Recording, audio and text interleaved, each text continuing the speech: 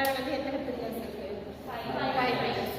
அது ஒன்றுமே எங்கே கனெக்ட் ஆகும்னா நம்மளோட வாழ்க்கையில கனெக்ட் ஆகும். நீ படிக்கிறதா இருந்தாலும் சரி, வேலை செய்யறதா இருந்தாலும் சரி, ஒரு பப்ளிக் கிட்ட பேசுறதா இருந்தாலும் சரி, எதுவாக இருந்தாலும் என்னன்னா அந்த 5 பில்லர் கனெக்ட் இல்லாமல் நம்மளோட வாழ்க்கை முறை இருக்கவே இல்லை.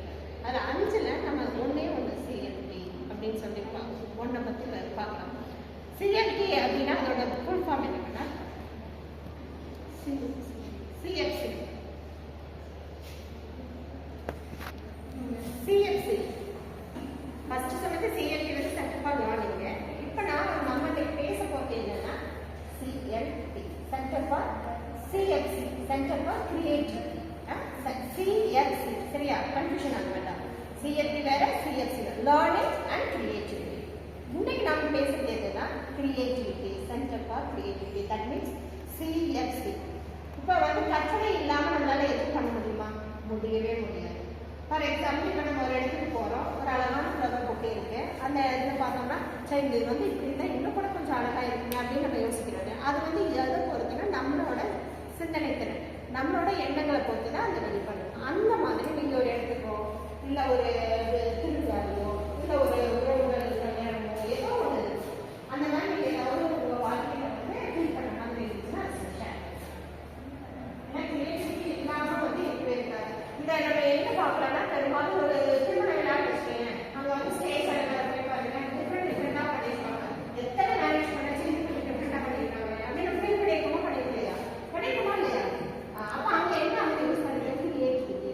இப்போ அந்த கிரியேட்டிவிட்டி வந்து நம்ம எல்லாரும் ஒரு நிமிஷம் வந்து நல்லா பண்ணியிருக்காங்க, இது கொஞ்சம் டிஃப்ரெண்டாக இருக்குது, புதுமை. எல்லாத்துலேயும் வந்து ஒரு புதுமையை பார்க்குறது தான் என்னது. ஏன்னா எப்போ ஒரு இன்னோவேஷன் வருதோ அது வந்து பப்ளிக்கு பயன்படுற மாதிரி இருந்தால் அதுக்கு வரவேற்பு வந்து என்னவா இருக்கும்? அதிகமாக இருக்கும். அதை தான் நம்ம வந்து என்ன பண்ணுறோம்னா இங்கே நம்ம காலேஜ் டேஸ்லேருந்தே படிச்சுட்டு வரோம். வெளியில் போகிறப்ப நம்ம என்னென்னா இங்கே படித்த விஷயங்கள் வந்து அங்கே அப்ளை ஆகிறப்ப என்ன ஆகும்னா பரவாயில்ல, இவங்ககிட்ட ஒரு டேலண்ட் இருக்குது, ஒரு இண்டிவிஜுவாலிட்டி இருக்குது, எல்லாத்துலேயும் ஒரு வித்தியாசமாக பார்க்குறாங்க அப்படின்னு சொல்லிட்டு என்னன்னா நமக்குள்ள உள்ள ஒரு அந்த இது கான்ஃபிடென்ட் லெவல், தன்னம்பிக்கை வந்து என்ன பண்ணிடணும்னா பூஸ்டப் பண்ணிடணும், அதை உயர்த்தணும்.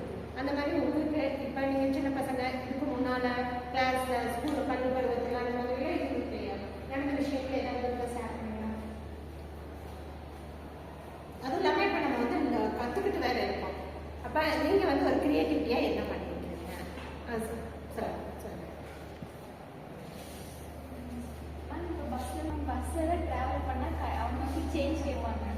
நம்ம கையில் வந்து இருக்காது. அப்போ அந்த ஜிபே பண்ணுற மாதிரி ஒரு ஆனால் இன்னைக்கு இது வேலிட் பாயிண்ட் தான். ஆனால் வந்து ஜிபே வந்து எல்லா இடத்துலையும் அப்ளை ஆயிடுச்சு. இன்னும் பேருந்தில் வந்து அது அப்ளை ஆகலை. அப்போ அதுக்கு என்ன பண்ணலாம்? கனெக்டர் வந்து அதை வந்து அந்த டிபார்ட்மெண்ட் தான் அது வந்து என்ன பண்ணணும், நடைமுறைப்படுத்தணும். இதுக்கான அது ஒரு பெரிய இது இல்லையா? ஒரே ஒரு இதுதான் பரவாயில்ல. ஒரு நாளைக்கு வந்து நிறைய பஸ் போகுது வருது, ஒவ்வொரு இடத்துக்கும் ஒவ்வொரு விதமான இது இருக்கு. அப்போ அவங்க அந்த கோடெல்லாம் சரி பண்ணி பண்ணுறதுக்கு மேபி இனி ஃபியூச்சரில் வந்தாலும் வரலாம். ஆனால் அது வேலிடான பாயிண்ட். ஏன்னா எல்லா நேரமும் என்ன பண்ணுறோம், கையில் காசையே கொண்டு போகிறது கிடையாது. அது சில்லறை தட்டுப்பாடு பெரும் தட்டுப்பாடாக இருக்குது இல்லையா? அதனால கண்டக்டருக்கும் பொதுமக்களுக்கும் வந்து என்னன்னா ஒரு சுமூகமான உறவு இல்லாமல் இருக்குல்ல. ஏமா சில்லறை இல்லாமல் ஏறுவீங்க அவங்க கேட்குறாங்க இல்லையா? நமக்கும் கஷ்டம் இல்லை, இருந்தால் கொடுக்க மாட்டோமா? அது மாதிரி ஒரு பிரச்சனை வரும். அப்போ ஆனால் இப்போ இங்கே என்னன்னா நீங்கள் பிரச்சனையை சொல்லிட்டீங்க, அதை எப்படி சால்வ் பண்ணுறது? அதுக்கு ஏதாவது ஒரு ஐடியா இருந்தால் சொல்லுங்க பார்க்கலாம். வேற ஏதாவது உங்கள் மைண்ட் என்ன இருக்குன்னு சொல்லுங்க.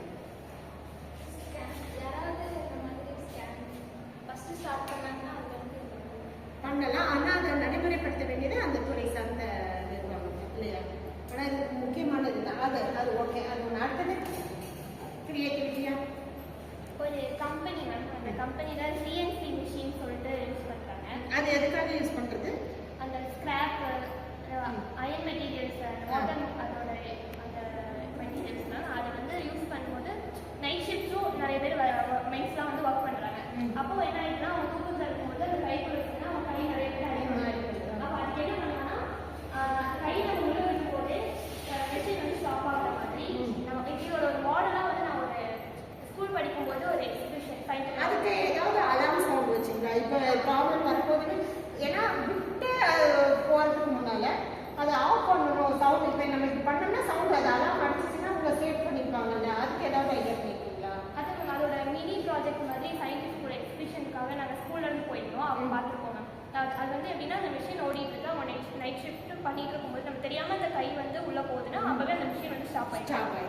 அந்த மாதிரி அலார்ம் சவுண்ட் இல்லாமலே ஸ்டாப் ஆயிடுச்சு.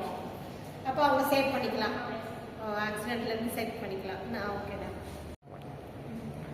இப்போ நம்ம இன்னைக்கு பார்த்தது என்னன்னா சென்டர் ஃபார் கிரியேட்டிவிட்டி. அப்போ நம்ம எல்லா இடத்துலையும் நாட் ஓன்லி எஜுகேஷன், எல்லா இடத்துலையுமே வந்து என்னன்னா இந்த கிரியேட்டிவிட்டி அப்ளை பண்ணுறப்ப நமக்கான தன்னம்பிக்கை வந்து என்னன்னா முடிஞ்சிடும். நீங்கள் இப்போ இதை கற்றுக்கங்க. ஏன்னா இப்போ நம்ம வந்து எல்லாமே லேர்னிங் பீரியட்ல இருக்கோம்.